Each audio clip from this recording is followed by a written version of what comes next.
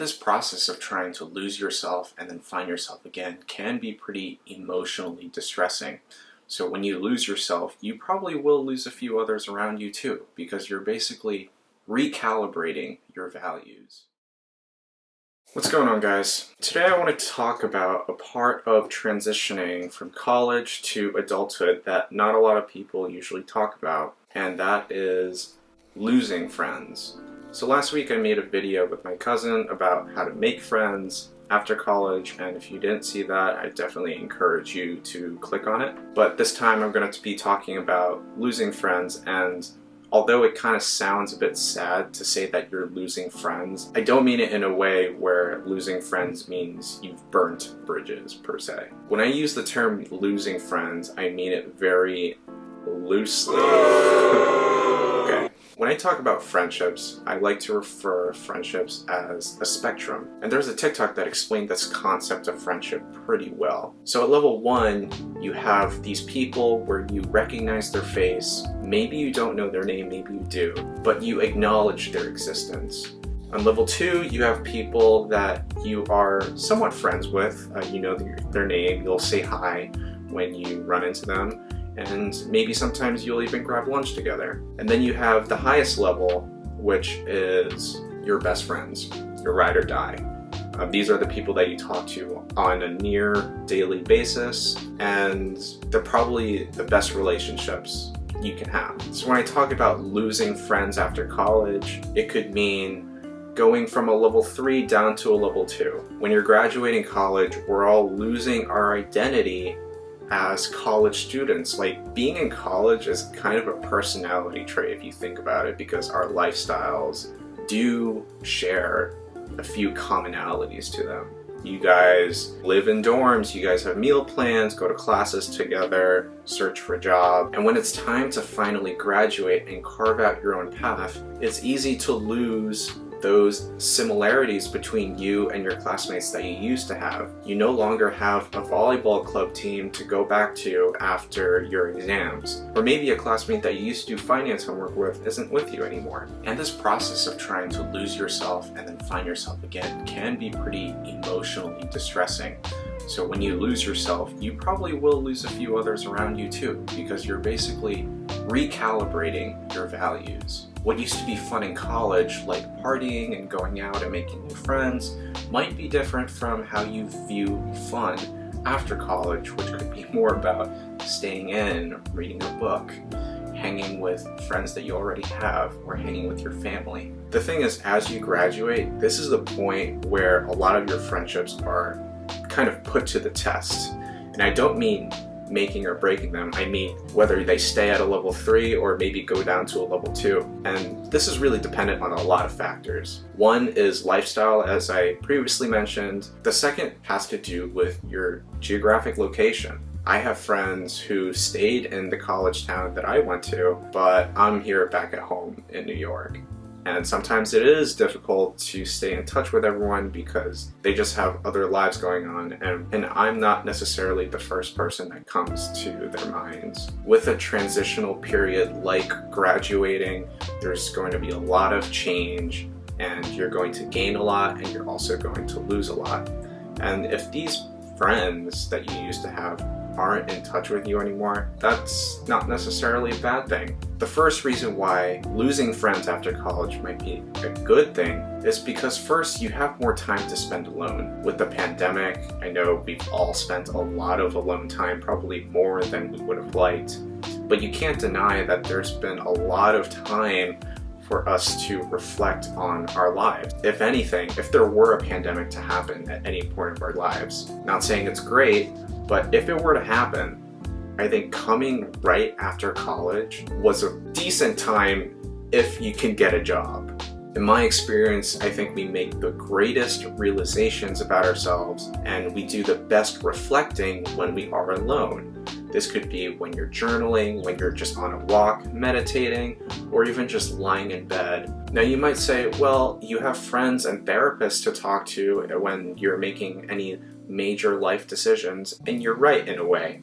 Because a therapist and a good friend, they don't actually tell you what to do. People that tell you what to do are coaches or counselors. But therapists and friends, they actually help you ask questions that you should ask yourself so that you can come up with the answer. They are simply a guide for how you would potentially want to navigate your life.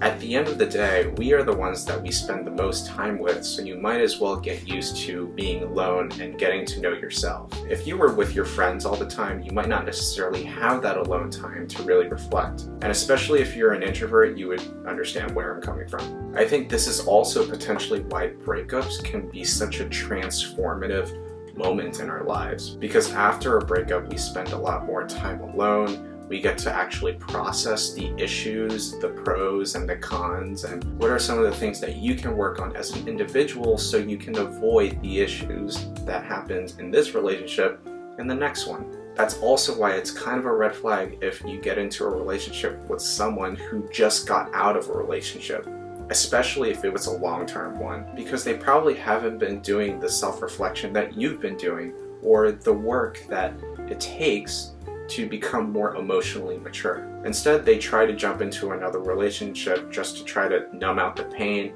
and hope with wishful thinking that they won't run into the same problems with this new person that they did with their former partner. So really try to value the time that you have alone, and just because you're not close to all these friends that you used to have in school, it doesn't mean you're less of a person.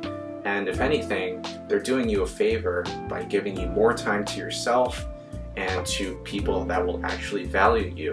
This is a good segue to get to the second reason why I think losing friends after college is a good thing. And that is we become closer to the people that we're actually meant to be with. Have you guys ever noticed that in your freshman year of college, you're just desperate to make friends because you don't want to be alone, and then you try to befriend and meet as many people as possible, and then by senior year, you'll find that a very small minority of people still have all of their freshman friends. Not saying you shouldn't meet tons of people when you're starting out, and I actually encourage that. But the point is you begin to weed out some of the people who don't necessarily vibe with you.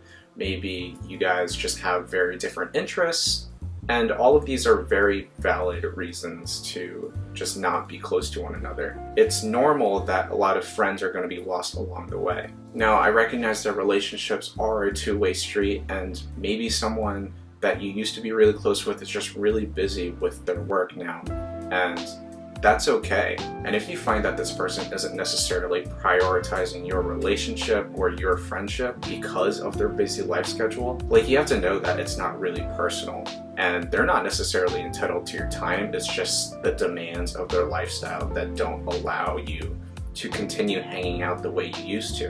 And that part does suck, like, I'm not going to lie. I don't keep in touch with as many people as I would have liked to. It probably isn't personal, but you do need to protect your energy and know that if they aren't going to give you their time, you shouldn't give them yours either. As I've grown older, I feel like finding fulfillment and happiness doesn't really come from owning more things. Like, yes, it would be nice to have more money or have this cool car that I can show off, but more likely than not, owning this car will give me like this brief high of owning something new, and then eventually return to my base level of happiness.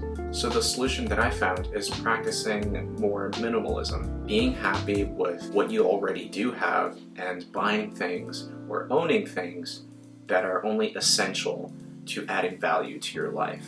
Instead of buying 6 $5 shirts that'll break after one wash, buy one $30 shirt or two $15 shirts that'll last you for years. But the point is quality over quantity. You want friends that'll actually make you feel like you're not alone, rather than being with those that make you do feel alone. And just because you end up losing friends at this moment because of factors like geographic distance, it doesn't necessarily mean that they're out of your life forever. They could stay at like a level 2 for days, weeks, months, or even years before you end up being in the same city again and having that chance to reconnect and rekindle that relationship. And the best way that I can describe this feeling is like as if your life were literally a TV series. In this college season, you guys were together for a long time and you went through your ups and downs, But, you know, life will take you different directions. A character is going to leave, and eventually they might come back.